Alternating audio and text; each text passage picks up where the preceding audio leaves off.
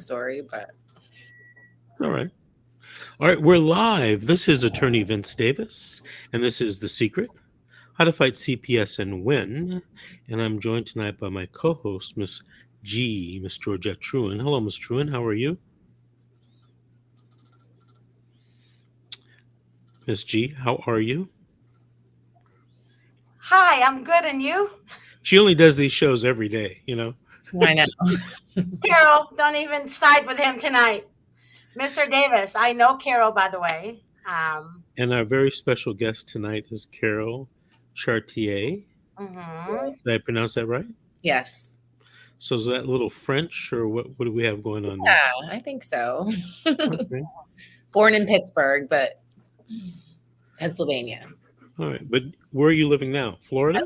I live in Sarasota, Florida. Bradenton, Sarasota, about an hour south of Tampa. And I've been here 10 years. So you're on the Gulf side. Yeah. Okay. The West Very good. Coast.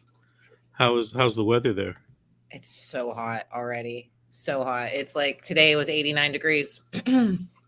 But the Wow. winters are beautiful. The winters are beautiful and the summers are rough because I like to be outside a lot. And it's kind of like you trade off winter up north. You stay inside all winter or you kind of stay inside whenever it's 100 degrees out here. But the bad thing is it goes on forever. Like it never ends. But the winters are gorgeous. And we do have the number one beach in the United States, they say. And Oh, yeah, really? What beach is that?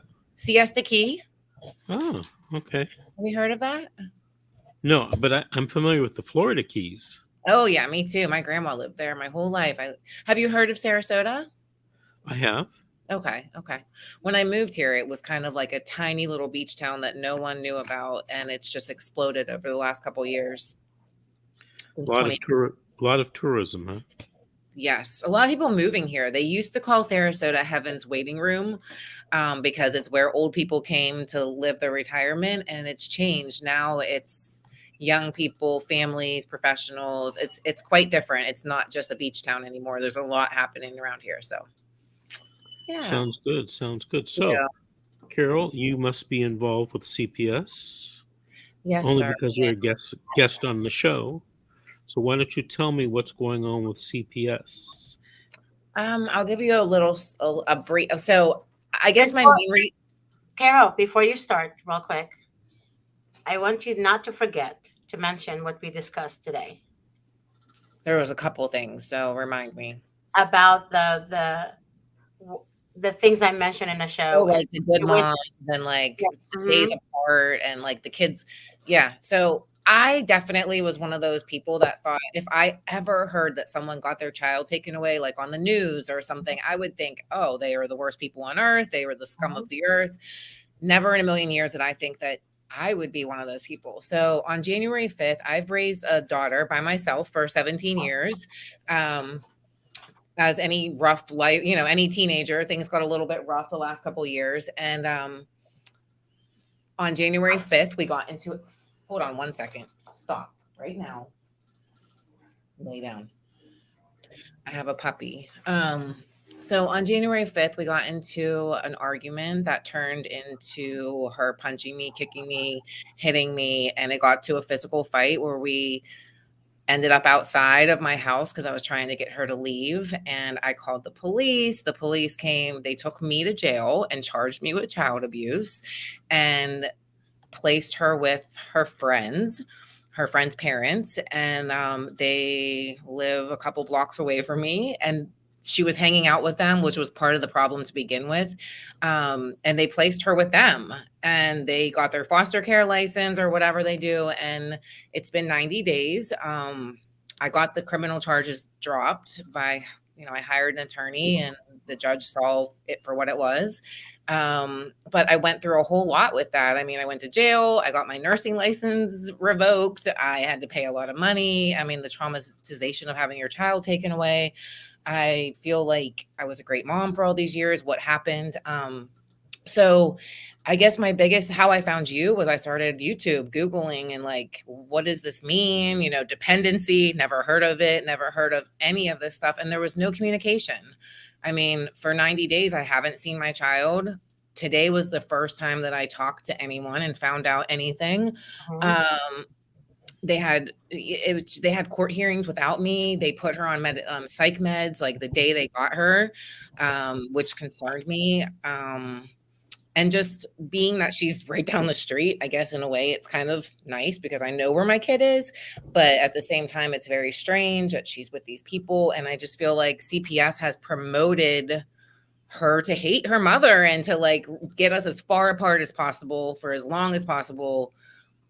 And now so I guess now I hear through them that she wants nothing to do with me, and that like all this new stuff came out of it. They're promising her that if she stays in foster care, extended foster care, that she will have free college and money and an apartment, and just promising her all these things. And we all know life isn't that easy. And having the government in your life usually isn't a good thing.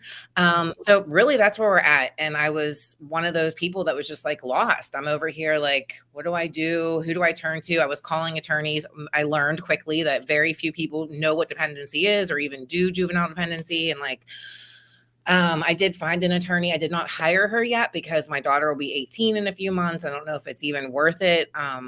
But I did find your show, and I was very grateful every night to come on here and listen. It's for a little bit of like, I learned a lot and I kind of found my way. Okay. So, Carol, what did the social worker tell you? Oh my goodness. Hold What on, did the Carol. social We're worker tell you? gonna let her get that. You want to get that, Miss G? I'm sorry, Mr. Davis.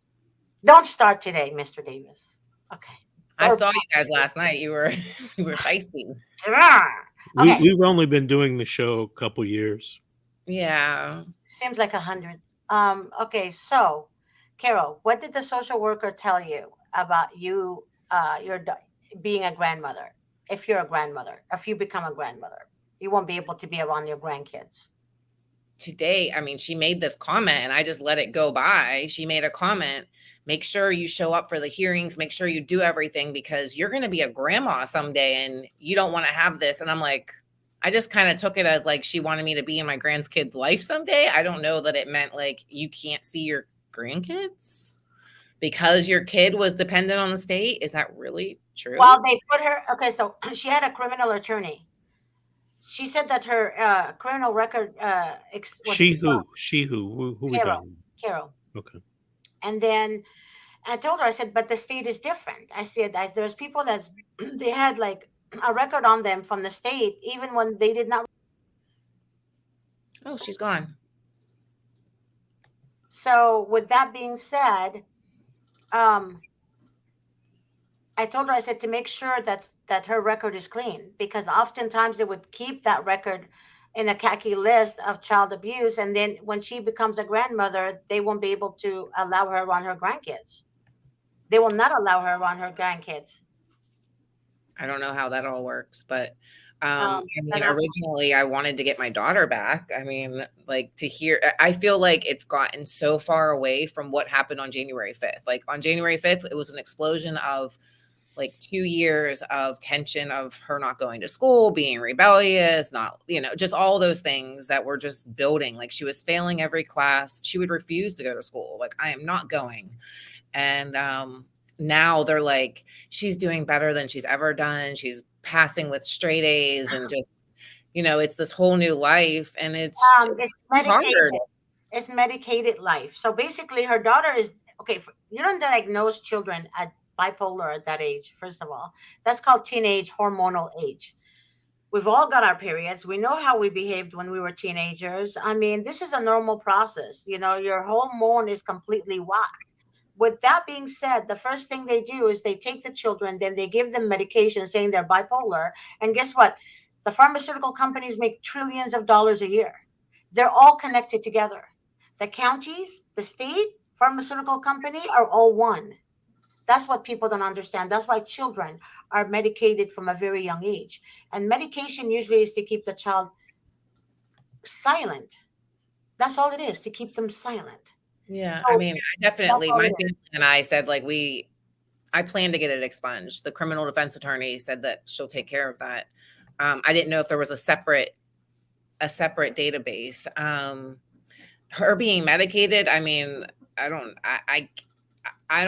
agree with it, but at the same time, I'm like, I guess if she's doing 10,000 times better, then maybe there was a problem. But I guess I don't really know what to do next. And like, they want us to do family counseling, and I haven't seen her in 90 days. And honestly, I feel like there's all this hatred that has like formed with the help of CPS and I guess the foster parents to like, I feel like it's not about January 5th anymore. It's not about the fight. It's now this new, like, I hate my mom. I'll have nothing to do with her and my family. And I have this whole new life that is promised to me by the state.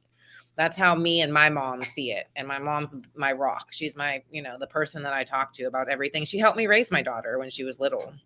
But the thing about it is the child also gets her boyfriend at that new house. Well, she gets to do whatever she wants. She gets to whatever give she her wants. cars. Day one, they're like, here, you can drive our car. You can have your boyfriend sleep over. You can vape. You can say the F word whenever you want. Like, I don't know. My house, we kind of had rules and like, Yeah. Anyways, I think that's a big part of it because they're in the neighborhood. I see the boyfriend sleep over and I see what's going on. Not that it's the end of the world, but it's just, of course, that she's happier there. It seems, I guess. I don't know. Quite confused. And I think the child could be quite confused too. I don't think she's happy there, Carol. How old is she? 17. She's 17. When will she be 18? August. And I guess they're talking, what blows my mind, I guess, is that they're talking about extended foster care and that is like. Yep. Extended foster care until age 21. I don't know why you would want that, but I guess that's what she wants now. I don't know. I don't really see where this is going. And like everyone in my life is just walk away. I'm like, well, it's your child. It's kind of hard to walk away. Donna Lee, she lives in Florida. That's the answer. Is this normal to have no contact, and it feels like they're all against me. I mean, I guess Florida.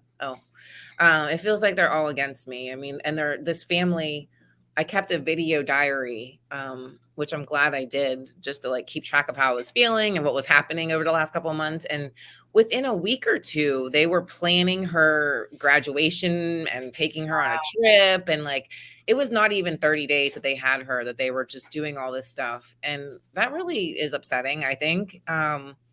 And these are the people that my daughter was hanging out with before this all happened. That was part of the problem. Like, hey, you haven't been home for 3 days. You haven't been to school. What are you doing? Oh, hanging out at their house. Now they're the foster parents who are like saving her. It's kind of weird. So basically she's known the family, Vincent, and she used to hang out there all the time. And from speaking to Carol, I realized that this is a setup, truly a setup. I don't know if that's possible. But think about it, Carol. It's just, that's why we just keep saying it's really weird how it all worked out. But then again, I would not want her to be sent to a weird foster home somewhere. I guess today they said, like, are you comfortable with her there? I'm like, no, I'm not. But like, I don't want to make her life more difficult and send her somewhere else, really. I mean, I know that she's probably okay there. It's just, to me, it's just odd. They're posting on social media about their new daughter, about their third daughter. And it's hurtful. I mean, I worked hard to give that kid a great life. I mean, we had a beautiful life for many years. So where do we go from here? I don't know. So, Davis, what advice do you have for her? Well, it depends. My advice is somewhat limited because I'm not her mother. I'm not the child's mother, and I don't know what Carol wants. Like, what's your number one goal, Carol? I know. They asked me that today. They said, what do you picture this to end like? And I said, I picture her to run home and be like, hey, Mom, let's, get back to where we were. But what is my end goal? To have a normal, happy, loving relationship with my daughter, or at least to have her to be a happy, happy adult, that we have a normal relationship. She's part of our family. But I don't know if that's possible right now. Well, you're there in Florida. You're dealing with the situation. I've never met your daughter. Yeah. Never talked to her. Of course. So she's 17 and a half years old. So is your number one goal to get her back in your home? I mean, I would think it would be the best thing for her. Yeah. But Okay. I think that would be the best thing for her. Me and my mom talked about that today. Like, come home, start putting the pieces back together. I think that would be the best. But is that what she wants? I don't know. In relationships, I have you ever heard that you have to, if you love someone, you have to let them go?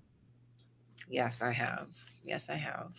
And that's been my approach the last couple of weeks. I reached out to have a visit, and the caseworker was like, she doesn't want to see you. And I'm like, oh, okay, that really was hurtful, but okay. And I've walked away. I have not said or done anything. It's hard though. You know, I get that it's hard. It's your daughter. Hmm. The problem is that she's 17 and a half years old. And I'm going to tell you a short story that someone told me, someone who I admire, told me many years ago. And he was explaining that when his daughter was about 16 and a half, that Martians came and got his daughter, Oh yeah, I heard this story before. right? And they took her to Mars, and they didn't return her until she was about 23, 24. I've heard that. I've heard that. I've heard that. So, I mean, they're, I used to have a mentor. His last name was Davis, also no relation. Hmm. He was a lawyer, and there was a certain time in my life when I was having problems with my children growing up. And he told me something one time. He said, "Hey, Vinny, I bet you had all the plans laid out for your son. Where you wanted him to go to college, you wanted him to be a lawyer, blah, blah, blah." I said, "Well, Paul," I said, that's true. That's exactly true. We have a vision in our mind of what it's going to Right. look like. Right. He says, "But what you don't realize is that your son has a different vision. And that vision is usually developed and controlled by people that you don't even know. Yeah. Yeah. You know, you don't know the kids he hangs out with at school. You don't know who he knows out there in the neighborhood. And, children, at that age tend to be easily influenced for many different psychological and emotional reasons. And sometimes we think we're doing such a great job as a parent, but it's all being undermined by forces that you know nothing about. And social media, I feel like, is a huge undermine Oh, thing. yeah. Social You so media, okay, television, you're social 100% right. social media, television, music. Yeah. I mean, you think that you are somehow influencing your daughter, but you're not, Mhm. unfortunately. Mhm. Mhm. And, just like my friend Carl, um, he let his daughter go, prayed all the time for her, and prayed for the day that she'd come back and she'd be returned by the Martians. And she was returned.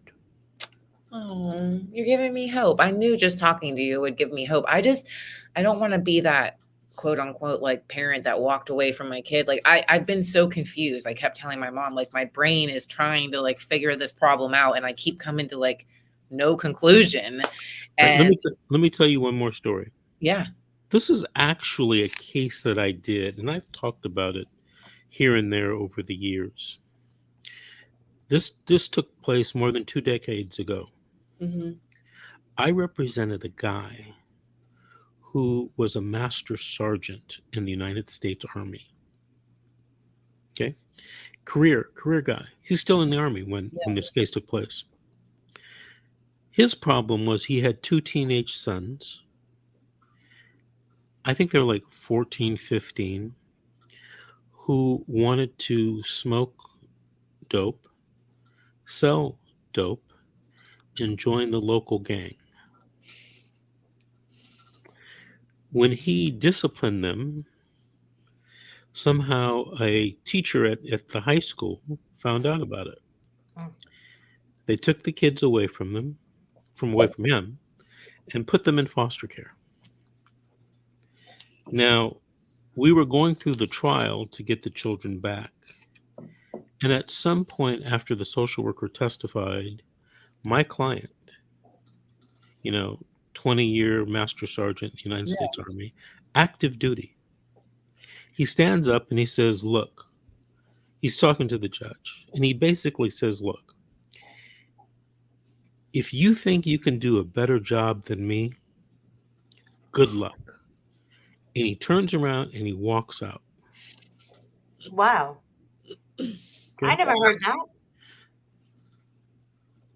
After the court proceedings, I catch up with him, and I say, "Hey, Sarge, what's going on?"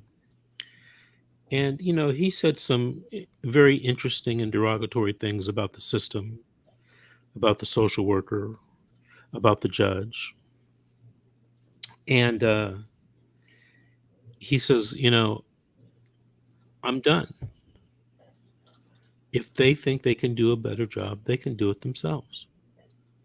And he washed his hands of his two sons. Oh my God. You're making me feel like that's the right thing to do. Well, let me finish the story. Hard. Because I was court appointed at this time, more than 20 years ago, every 6 months I had to show up for this guy's review hearing. And, he was nowhere to be found. I had lost contact with him. And every 6 months we'd get a report about the terror that these kids had become. Okay. They ended up joining the gang. They were caught many times selling drugs in the local park. There had been accusations of gang violence on their part. They kept going from foster home to foster home. Wow. Guess what? Foster parents didn't want to keep two gang members. No. So after a couple hearings, we come to another hearing, and the judge says to me, "Mr. Davis, have you heard from Master Sergeant blah, blah, blah?" "No, Your Honor, I haven't." "Don't you remember what he told us?" Yeah. Done. He says, "Well, I'm ordering you to find Master Sergeant blah, blah, blah, and tell him to come to the next court hearing in the next 2 weeks." And I'm like, "Judge, I have no idea where he is." Okay. He says, "Oh, I want you to go on the internet and find the telephone number for some website where you can, I don't know if you know this, but you can look up anybody that's in the military." Oh, okay. Like there's a database or something. Right. You can find where they're stationed and everything. And sure enough, I found the guy. Interesting thing was he was still living in the same house, where I last knew him to be. Anyway, I call him up and I say, "Hey, Sarge, the judge has ordered you to be present." "I'm not going to go to court. I'm busy."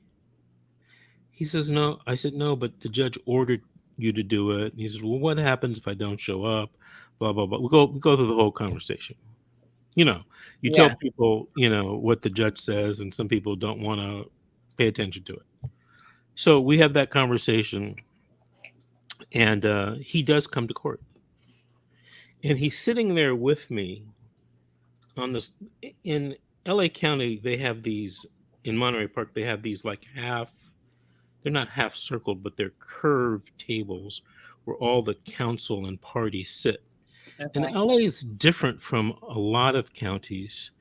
A lot of counties don't let the parents sit at the council table. They make them sit in the first row and, behind the bar. And anyway, LA has, people you can sit at council table. I did a case in Merced today, and they allow parents to sit at the council table.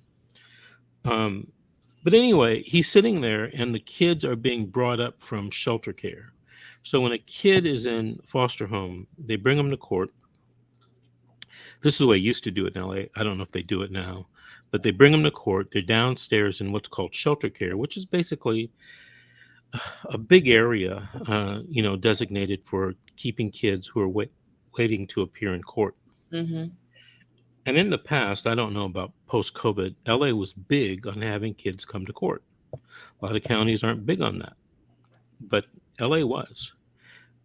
And the kids were coming up from shelter care, and they came up, and they have to go through a door that's like in the back of the courtroom. And the kids, kind of like busted through the door and or like real aggressive, like they're going to get in a fight, and, they're not going to listen to anybody, it doesn't matter who they are. Yeah. And they sat down.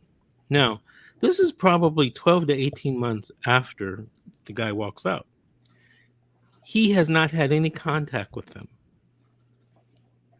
None whatsoever. And the judge says to the kids, now imagine, now they're like 15 and 16, I think. Yeah. It's been. And he says to these two kids, he says, look, I got good news for you, and I got bad news for you. He says, what do you want to hear first? Hmm. And one of the kids says, well, what's the bad news? He says, oh, the bad news is you're going home to your father today. When the judge says that, the county council, who is a very experienced county council, bless her soul, she's retired now, she jumps up and she starts objecting, because that's not the social worker. That's what they want. Yeah. Yeah. And then he says, he goes, you want to know the good news? And one of the kids says, yeah, I want to know the good news. The good news is you're going home to your father today. And then one of the kids says, well, why is that good news? He says, oh, well, I think the sergeant major is going to straighten up your problem. And he looks at my client and he says, sergeant major, can you handle this assignment? And my guy says, absolutely, Your Honor. Good. Now, the minor's attorney and the county council, they're going crazy, like. Yeah, of course. And wow. He tells my client, he goes, don't go downstairs to shelter care and get your kids and take them home. So everybody leaves, case is over. The only people left in the courtroom are the attorneys, because the judge is going to get to the next case he's going to call that afternoon. Mm-hmm. And so the county council says to the judge, hey, Your Honor, I'm going to have to appeal this or write this up or something, because we don't went think against the plan. right. No, against the rules. Yeah. So the judge, she says, why did you do that? And he said, well, somebody's going to have to straighten out these kids before they rob me on the street one day. In other words, foster care isn't the answer for everything. No. We treat it as it is. Yes. You're so just are saying like the perfect words to me. It makes sense. Yeah. And now over the years, I've been doing this a long time. I have had a few cases, maybe 5 or less, where I've told people, and this was after the Sergeant Major's case, I've told people, I think you should probably put yourself first before your children. I don't necessarily follow this mantra, but this is what a very wise client once told me. In life, your number one priority, now this is according to one of my clients, should be your relationship with your God. Number 2 should be your relationship with your spouse or your significant other. Number 3, your relationship with yourself. I've heard that. And then number 4, your relationship with your children. Now, he says this is where people get in trouble. They put the fourth relationship First. first. And in terms of mental, emotional, psychiatric health, that should never happen, according to my client, No, who I've heard happened, that before. who happened to be a licensed therapist in California. Yeah, and I know Ms. G is probably going crazy that we're saying that, but we're not. We're saying in certain circumstances, like you said, less than 5 probably, or 5 times you've said that. Yeah. And I feel that way in this situation. Like, I do feel that that's probably the best thing to do. Like, go on, live my life, just keep doing the right thing. I feel like, what did my parents do? I was a crazy teenager at one point, like all daughters. And I feel like my dad was always just going on and showing me the good way. And one day I came back. So, here's another thing, because I'd be irresponsible if I don't tell you this. I don't know your case. of course. I'm not your lawyer. Before you do anything that I suggest you talk to your lawyer about it. Yeah. Because if you continue down this road, your daughter and the social worker and the system will continue to have power over you. Now, here's the other thing. This is the other thing. I don't know if it's something that I've noticed over the years, over 37 years. Mm-hmm. If a kid's 17 and a half, there probably aren't many judges who are going to send the kid back to you if the kid doesn't want to go. Exactly. Yeah. Okay. Now, I don't know if that's the law or should be the law or shouldn't be the law. I don't know. I'm just telling you what I've noticed. Can you imagine if they sent this child back home to you and the child didn't want to be there? Can you imagine what kind of problems you would have? Here's what I've seen in some cases. There's that allegation of physical abuse that never happened. There's the allegation of sexual abuse that never happened. There's the allegation of emotional abuse that never happened. Mm-hmm. There's the issue of the kid running away and living on the streets and nobody finding the child. There's the issue of the child running away, becoming a prostitute because some pimp gets a hold of her. Mm-hmm. There's the issue of her, starting to use drugs. Yeah. Or being controlled by someone who's giving her drugs. There's a lot of bad shit that could happen if we try to force the child home. And maybe, I don't know, I'm not a judge. Maybe that's why judges don't like to do that. I mean, a lot of people want to say, well, the law is the law. And that's not how juvenile court is. They try to do what's best for the child, and that's what they say. That's what they say. So in your particular case, talk to your attorney. But I don't know if you're going to fit a square peg in a round hole. Right. I think making sense. If I am walking away from the situation and just kind of letting it go, is there repercussions for that? I mean, she's about to be 18 and she doesn't want to come home. So I just didn't want to. I felt like I did a big thing by showing up. It was hard for me to even show up. I humbled myself and I showed up, and I don't know. Everything you said makes total sense. And I think I've done my part. And like you said, I've done my best. And if they think they can do better and finish the job, and if she's doing great, then we'll just leave it as is. And I'm with LaDonna Lee right here. She made a comment. She said that she's surprised that the court made a kid that age a dependent after the family's first referral. And I agree with her. But the only reason they did that, LaDonna Lee, Vincent, do you see her comment? No.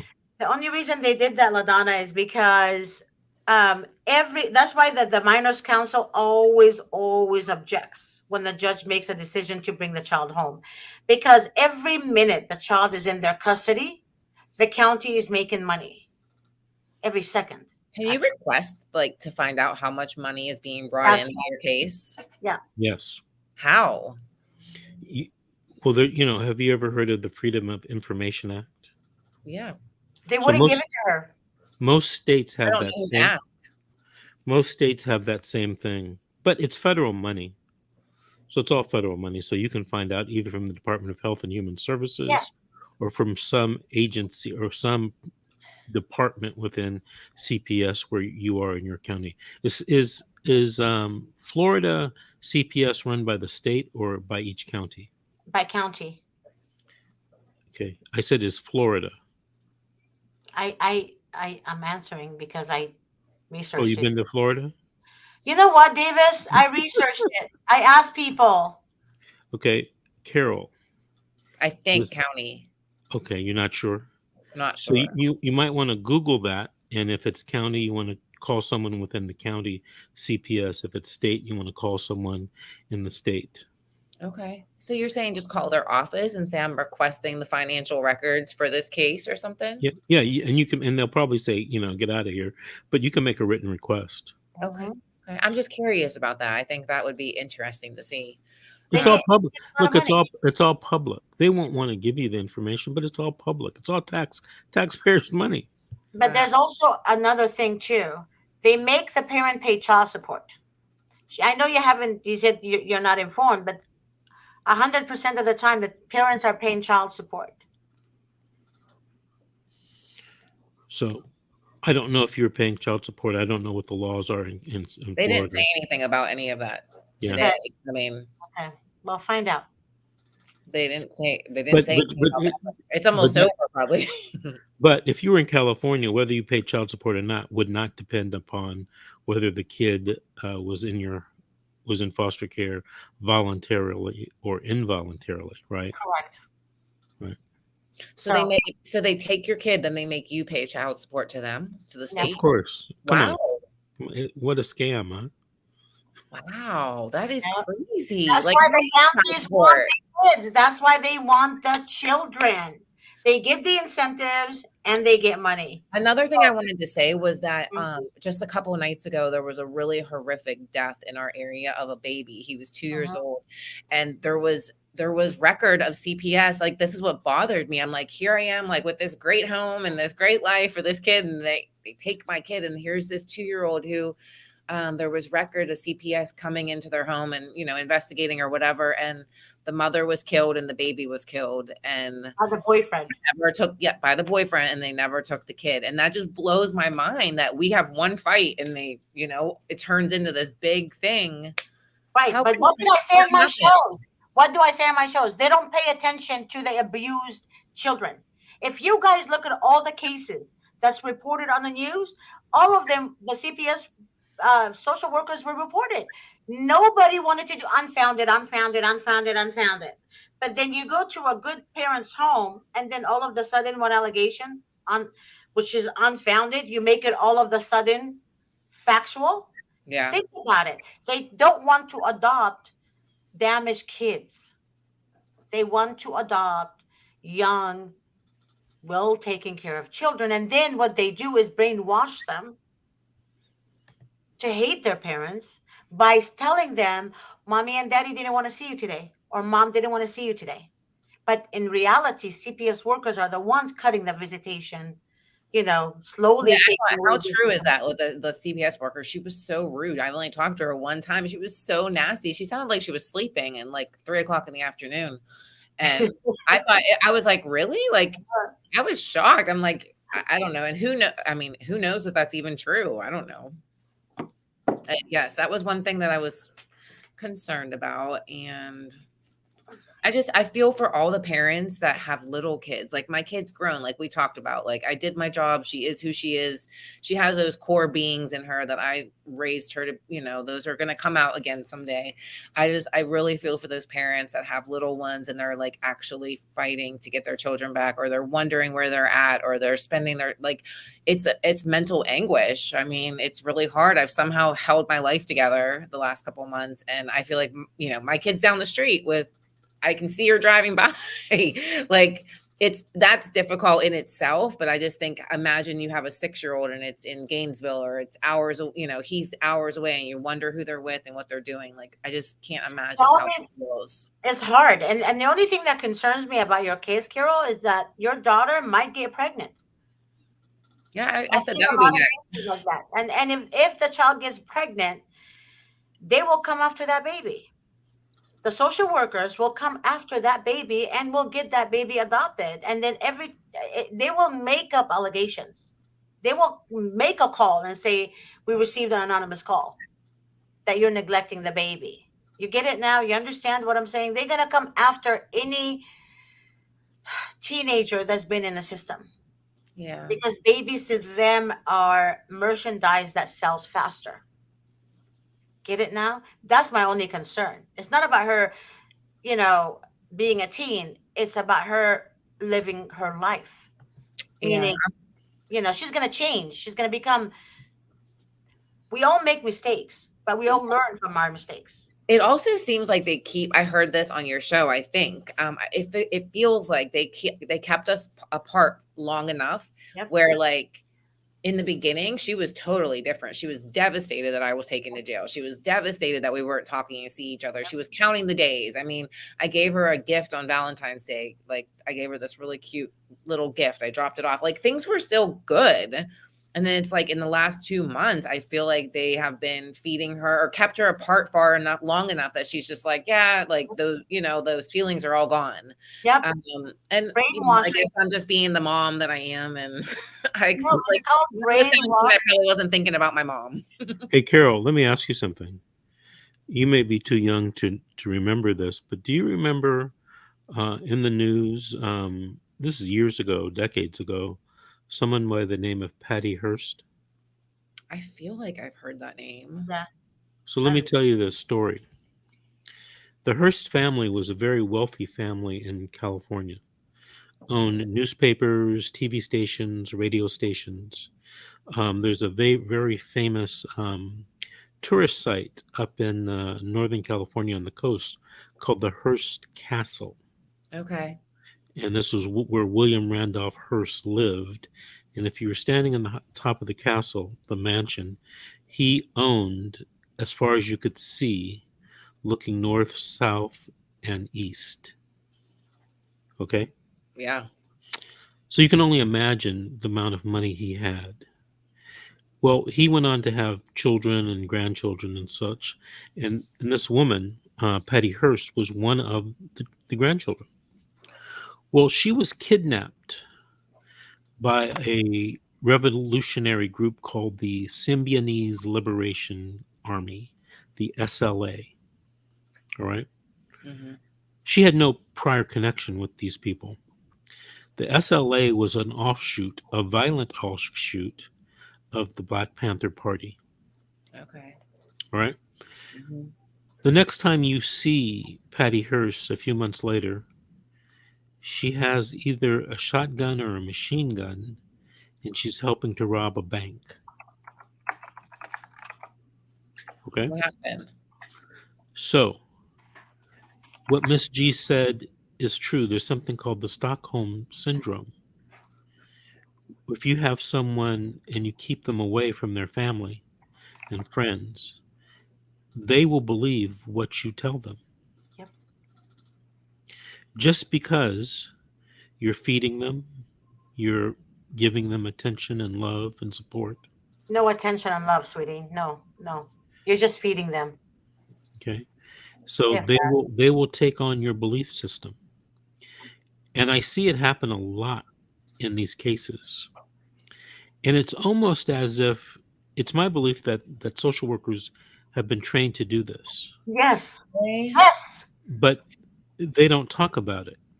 Yeah.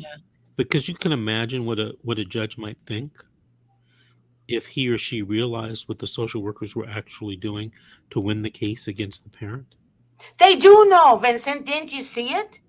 It's all over YouTube. They do know. Federal judges know. State judges know. Okay. Imagine a little child keeping it apart from its mom long enough, it'll start thinking about its toys and, whatever else. It's not thinking about mom and home. Right. Anyway, something that I No, I want to read more about Stockholm Syndrome because it's so true. It's crazy. I mean, why? I want to know why. I mean, they say we're here to protect children, but But you Yeah, know it's what, just like the Carol? saying that you are they in my business, they always say you are the 5 people that you associate with, because we're always trying to be better at sales and things like that.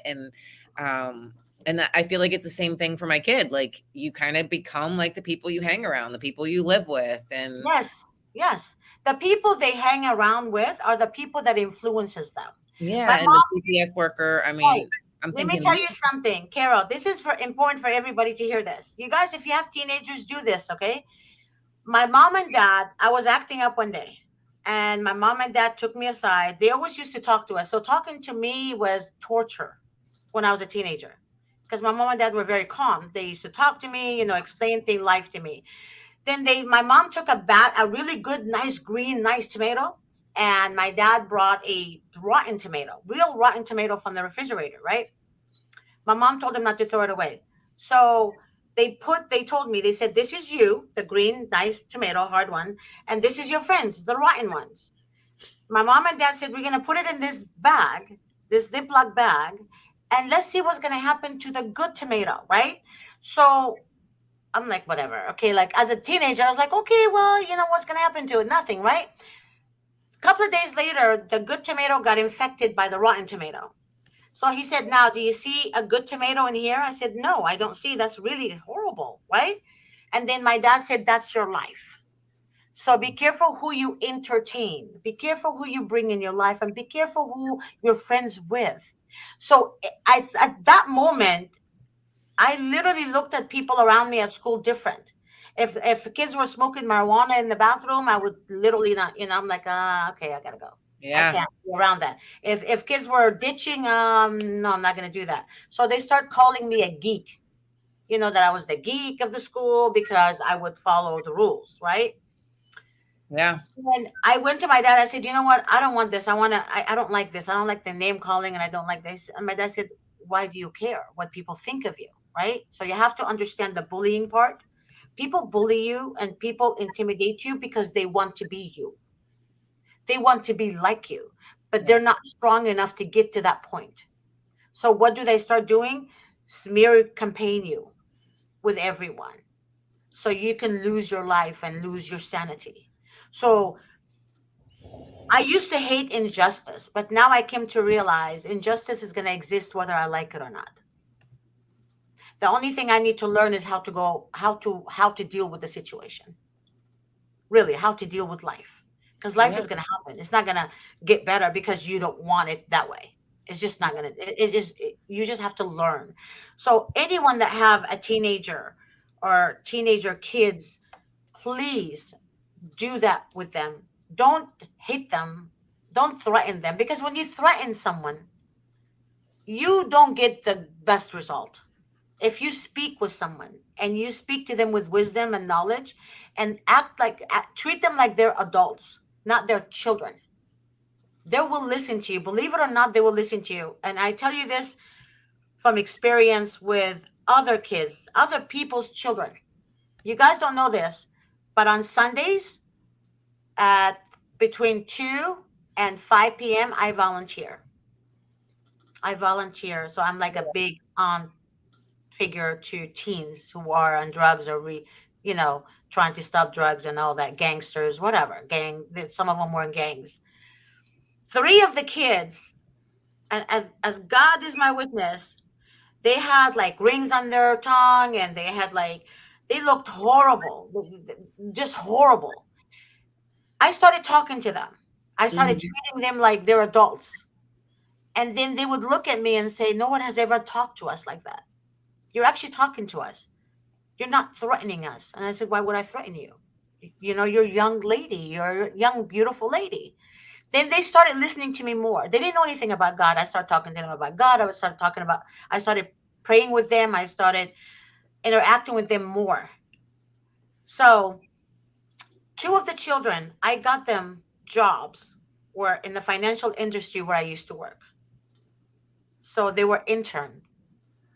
Then my ex-boss helped them become financial advisors. Oh, wow. So he literally helped them become financial advisors. One of the girls moved to New York and the other one still lives in LA and she calls me Mama Bear. Aw. I'm her mom because her dad left her with a with his ex-boyfriend who raped her. So her dad was gay, left her with his ex-boyfriend who raped her.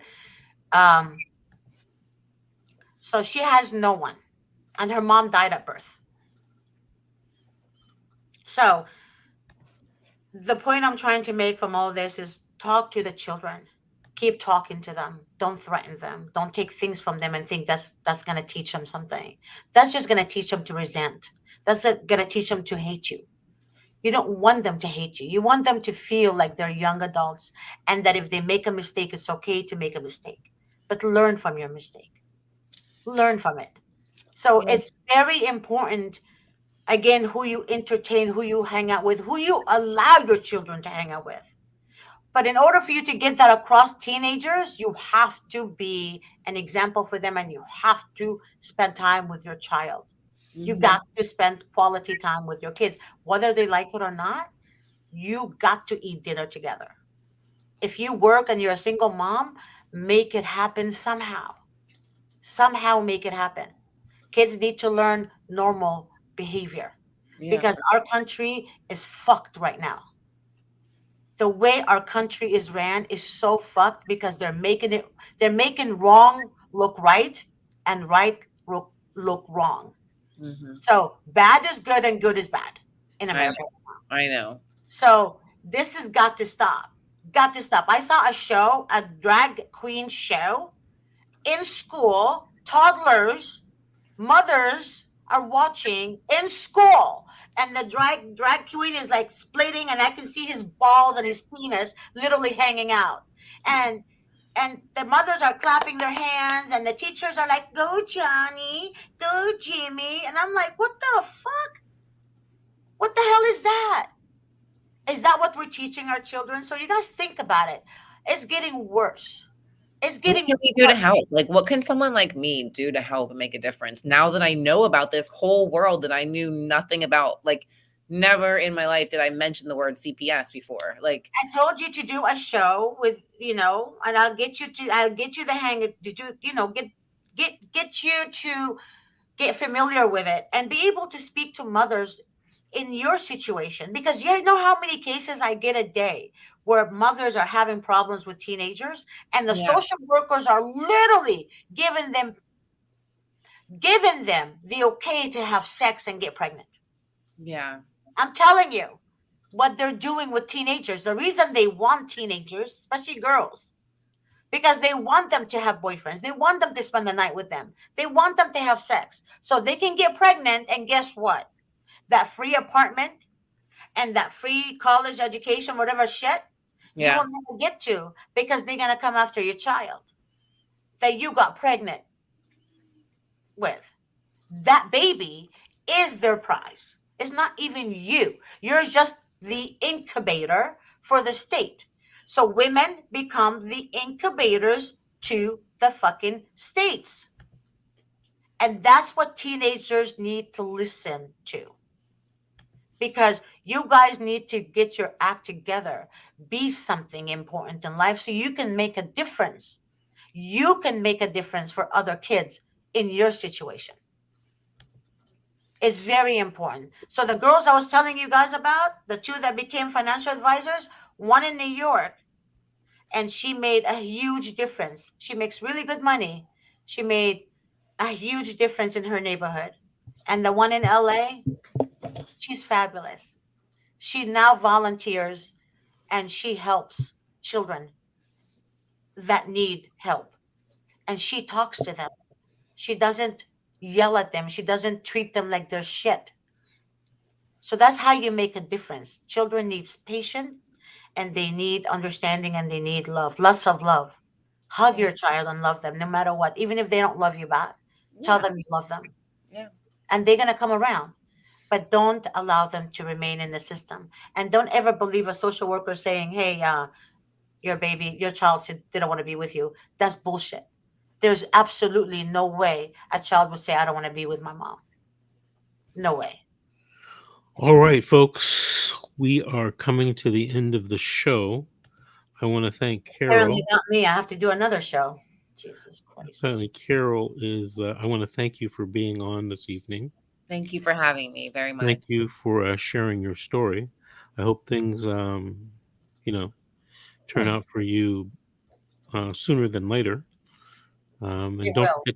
But Don't. wise words from someone who's been there, seen it all, and I haven't seen it all. I haven't well, seen seen it a all. lot, and from a parent. So that was another thing today. I'm like, these people aren't even parents, probably. But thank you very much, and Thank you. Appreciate you being I'll on be the show. watching you guys. I watch Okay. almost every single night. Is it Monday through Friday at 7 Pacific Standard Time? And Saturdays and Sundays at 9:30 a.m. Pacific time. Wow, you work a lot. That's a lot of commitment to. I mean, I don't Oh, know. sweetie, Georgette works a lot. I Mr. know. Thank Davis you. is spam bonds on the sofa. So she claims, Carol. Okay, Carol, thank you again. We'll see you Bye. later. Bye-bye. Bye, Carol. Okay. Thank you. Before we end the show tonight, I have a couple of important announcements. No, God. Number one, starting tonight, Tuesday, Wednesday, and Thursday nights at 8:30 p.m., there will be a prayer show led by Miss G. And it will be Tuesdays, Wednesdays, and Thursdays at 8:30 p.m. Pacific Standard Time. So give us some love and watch the show this evening.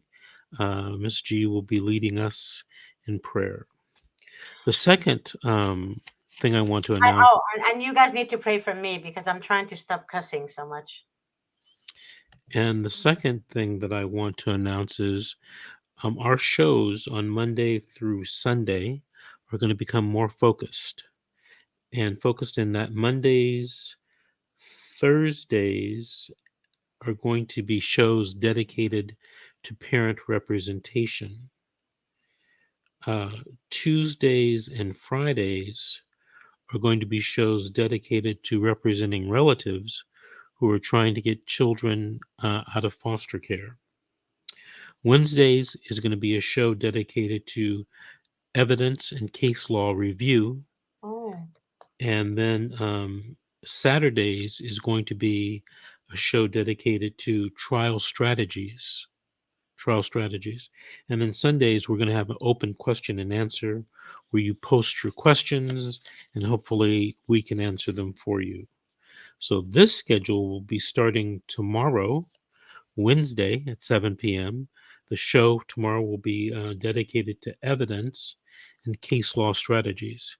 So if you have any questions regarding those things, make sure that you post those or come and watch, and maybe you will be able to assist your attorneys more effectively in your CPS cases when we start talking about evidence. I'm sorry? Can Grace put like the list, like the days and what the title of the shows on those days? What's it Oh going to yeah, be? she will be, and I have.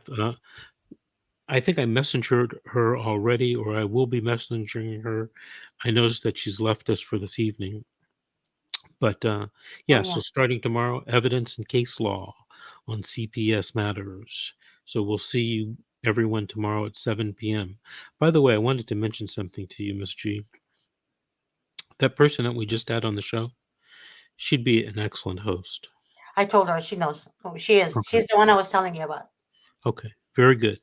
All right, folks, good night, and we'll see everyone tomorrow at 7 p.m. And I'll see you guys at 8 o'clock. 8:30. Oh, 8:30? Grace said 8 o'clock. That's what she put on the ad. Okay, well, I thought you told me 8:30. Well, everyone, the prayer show will be 8 o'clock tonight. Oh, it's 8 o'clock right now. Bye. Bye, Felicia.